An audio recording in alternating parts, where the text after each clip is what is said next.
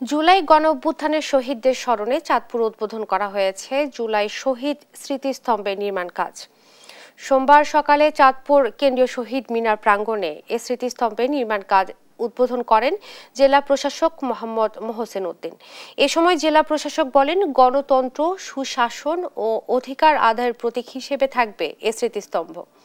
Police super Abdur Rakib সহ BNP, জামাত, গণ অধিকার পরিষদ সহ বিভিন্ন রাজনৈতিক দলের নেতারা এ সময় উপস্থিত ছিলেন।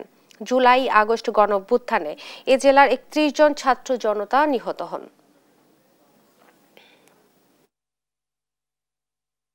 জুলাই শহীদ স্তম্ভটা স্থাপন হয়েছে, এটা আসলে আমাদের গণতন্ত্র, সুশাসন এবং মানুষের অধিকার আদায়ের একটা প্রতীক হিসাবে থাকবে এবং আমরা বিশ্বাস করি আগামী দিনেও যখনই কোনো স্বৈরতন্ত্র মাথাচাড়া দিয়ে উঠবে, আমাদের এই দেশের গণতন্ত্রপ্রেমী মানুষরা তাদের অধিকার আদায়ের জন্য ঝাঁপিয়ে পড়বে এবং এইটা আজকে একটা প্রেরণার উৎস।